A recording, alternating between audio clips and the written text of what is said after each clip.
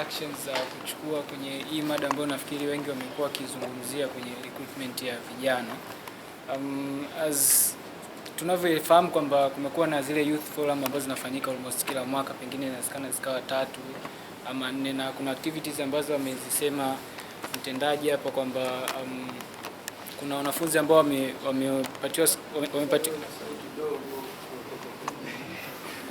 wanafunzi ambao wamepatiwa scholarship mwaka jana,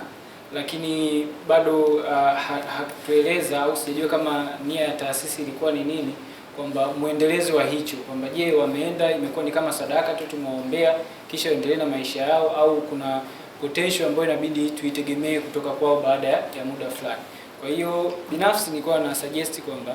if possible kungekuwa na idara ambayo itakuwa ni kwa ajili ya recruitment ya vijana, ambapo pengine kama taasisi tunaweza tukajiwekea kwamba at least kwa mwaka tu hata na vijana wa level hii ya kwetu hiyo ya miaka ya 90 na miaka 95 na kuja huko mpaka 2000, kwamba at least hata kama tukipata 10 ambao wako kweli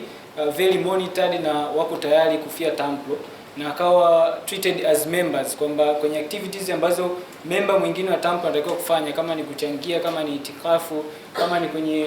mkutano mkuu kama huu, na wao inabidi wawepo, na ikiwa kwenye mkutano mkubwa kama huu inabidi pia waweze kutoa ripoti kama ambavyo zilivyotoka ripoti za matawi mengine, na pia kama kutakuwa na maswali, na ili kuona ile progress ya kwenye kuzalisha hao vijana ambao watakao kuja kuwa na msaada kwa taasisi baadaye imefikia wapi. Pia nilikuwa na swali kwenye hii subscription fee ambayo imewekwa kama budget ya mwaka huu. Mwaka jana ulikuwa nafikiri kama nimesikia vizuri Shembwembwe ni kwamba kulikuwa na target ya kukusanya milioni 12, lakini imekuja kukusanywa milioni 8. This time round tumepanga kukusanya milioni 20, ambayo ukiangalia almost ni kama 2.5 times ile ambayo tumeweza kukusanya. Kwa hiyo nilikuwa nataka kujua kama kweli tuna zile mbinu ama whatever it takes kuweza kufikia hiyo 2 times ya tuliyokusanya mwaka jana, ama hiyo imekaaje. Kitu kingine nilikuwa nataka kujua